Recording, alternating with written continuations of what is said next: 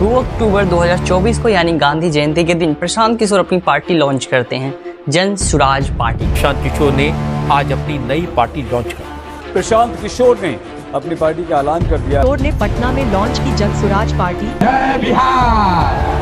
जन स्वराज का मतलब ही है जनता का सुंदर राज। 2025 की विधानसभा इलेक्शन में अगर ये पार्टी जीतती है तो सबसे पहला काम करेगी, अबे जल्दी बोल, कल सुबह पनवेल निकलना है। सरकार बनने के 2 घंटे के अंदर शराबबंदी वापस होगी। खाओ माँ कसम। माँ कसम। पर इसके पीछे है बहुत बड़ा मोटिव। पहले तो बिहार में शराबबंदी है नहीं, ठेके जरूर बंद है पर बोतलों की होम डिलीवरी चालू है। और दूसरा, इससे आने वाला 20,000 करोड़ का रेवेन्यू यहाँ से जा रहा है। लेट्स सी कहीं ये केजरीवाल की तरह मास्टर स्ट्रोक उल्टा ना पड़ जाए। प्रशांत किशोर का कहना है बिहार के एजुकेशन को आने वाले 10 सालों में वर्ल्ड क्लास बनाने के लिए 5 लाख करोड़ की जरूरत है और इसके लिए शराबबंदी हटाया जाएगा और स्टेट का पैसा स्टेट के पास आएगा, ना कि माफिया और करप्ट ऑफिसर की जेब में जाएगा। इसके अलावा कई और स्कीम्स भी लाई जाएंगी उन बिहारी वर्कर्स के लिए जो हर साल बिहार छोड़कर दूसरे स्टेट्स जाते हैं 10 से 15,000 की बेसिक अर्निंग के लिए।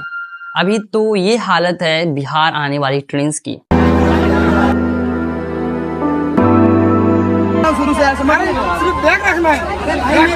दिवाली पर घर जाने के लिए कुछ लोग ट्रेन के जनरल डिब्बे के टॉयलेट में बैठे थे।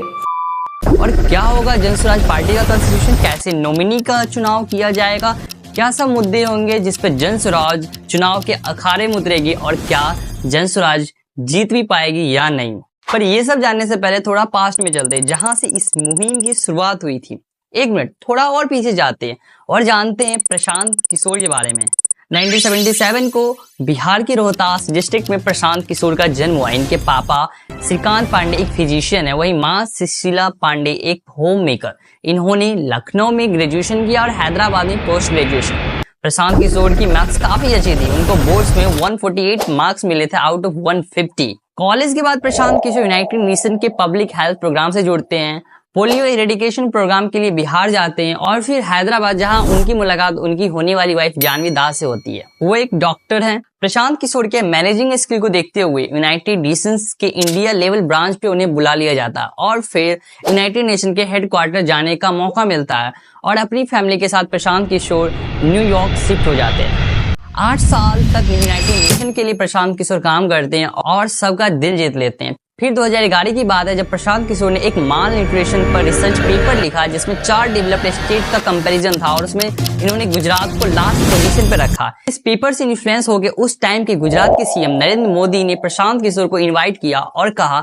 आलोचना करने की जगह आप हमारे साथ काम कीजिए। इन्होंने वहां भी अपने आप को प्रूव किया। इसके बाद 2012 में हुए गुजरात असेंबली इलेक्शन में प्रशांत किशोर ने नरेंद्र मोदी को जिताने में मदद किया और यहाँ से उनका नाम एक इलेक्शन स्ट्रेटेजिस्ट के रूप में फेमस होने लगा। बेसिकली स्ट्रेटेजिस्ट का काम है डेटा को कंपाइल करके ये जानना कि लोगों की नीड क्या है और फिर सोशल मीडिया और दूसरे प्लेटफॉर्म का जरिए पॉलिटिकल पार्टीज को कैंपेनिंग और पब्लिसिटी में मदद करना। 2013 में प्रशांत किशोर रॉबिन शर्मा के साथ मिलकर CAG नाम से एक कंपनी बनाते हैं जिसने 2014 में हुई लोकसभा इलेक्शन में नरेंद्र मोदी को PM बनाने में हेल्प किया। इसमें इनोवेटिव मार्केटिंग और एडवर्टाइजिंग का यूज किया गया था, जैसे फेसबुक एडवर्टाइजिंग, चाय पे चर्चा, 3D rally, run for unity. समझ रहे हो, बोला उन्होंने था पर शब्द इनके थे। बोल रहे हैं पर शब्द हमारे हैं। इसके बाद प्रशांत किशोर CAG मेंबर्स के साथ IPAC नाम से कंपनी बनाते हैं और 2015 में नीतीश कुमार को महागठबंधन से सरकार बनाने में मदद करते हैं। वही पंजाब में कैप्टन अमरिंदर सिंह को, 2019 में जगन मोहन रेड्डी, 2020 में केजरीवाल, 2021 में MK स्टालिन और वेस्ट बंगाल में ममता बनर्जी को चीफ मिनिस्टर बनाने में मदद कर चुके हैं। इसलिए उन्हें इंडियन पॉलिटिक्स का किंग मेकर कहा जाता है। इन शॉर्ट पॉलिटिक्स के ये आलू हैं जो हर जगह फिट हो जाते हैं। बात तो सही है। लास्टली 2 मई 2021 को जब प्रशांत किशोर भारत के सबसे बड़े इलेक्शन स्ट्रेटेजिस्ट थे तब NDTV को एक इंटरव्यू देते हुए उन्होंने इस प्रोफेशन को हमेशा के लिए छोड़ने का डिसीजन लिया। I want to quit this space and I want to be on record with। और फिर अपने स्टेट बिहार आके यही कंट्रीब्यूट करने का इरादा किया। गांधी जी की आइडियोलॉजी को फॉलो करते हुए प्रशांत किशोर 2 अक्टूबर 2022 को बिहार के चंपारण से पद यात्रा की शुरुआत करते हैं। इस यात्रा को शुरू करते वक्त 3 पर्पस ध्यान में रखा गया। पहला, स्प्रेड अवेयरनेस। इसके तहत गाँव जाकर प्रशांत किशोर लोगों को जगाते हैं और बताते हैं उनके वोट की वैल्यू कितनी है। बच्चा आज स्कूल में पढ़ने गया होगा, वो पढ़ा नहीं है, खिचड़ी खा के घरे आया है, वो भी पिलुआ वाला खिचड़ी। जिस पार्टी को जिताना है जिताइए, जिसको हराना है हरा दीजिए, आपका दशा नहीं सुधर सकता है। जिन नेताओं ने आपके बच्चों को लूटा, आपके पेट पर लात मारा, आपके बच्चों को अनपढ़ मजदूर बनाया है, उसको वोट नहीं देना।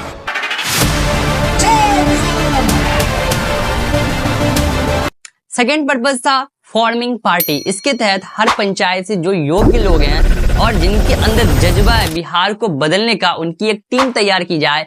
अब तक लोग बीजेपी के डर से आरजेडी को और आरजेडी के डर से जेडीयू को वोट देते आ रहे थे, पर अब उनके पास एक बेहतर अल्टरनेटिव होगा। थर्ड पर्पज था विजन डॉक्यूमेंट। इसके तहत बिहार के हर गांव, हर शहर जाकर एक विजन डॉक्यूमेंट तैयार करना था और ये जानकारी इकट्ठा करना कैसे बिहार की education, agriculture, industry, health sector में रिफॉर्म लाया जा सके, ताकि बिहार में भी वर्ल्ड क्लास फैसिलिटीज हो और बिहार से लोगों को दूसरे स्टेट्स जाना न पड़े। अब जन स्वराज पार्टी को और डिटेल में समझते हैं। इस पार्टी की टैगलाइन ही है, जिनकी जितनी आबादी उनकी उतनी हिस्सेदारी। बेसिकली बिहार में 5 कम्युनिटीज हैं, दलित, मुस्लिम, जनरल, ओबीसी और ईबीसी, और ये पार्टी हर कम्युनिटी के काबिल लोगों को इक्वल चांस देगी। यानी कि राजा का बेटा राजा नहीं बनेगा, राजा वही बनेगा जो हकदार होगा। और इसीलिए पार्टी ने पहला प्रेसिडेंट मनोज भारती को बनाया।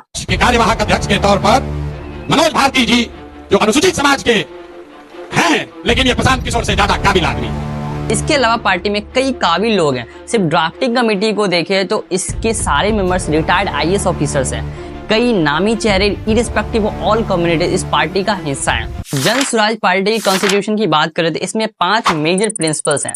पहला, पार्टी प्रेसिडेंट 1 साल के लिए चुना जाएगा और लीडरशिप काउंसिल के मेंबर्स 2 सालों के लिए।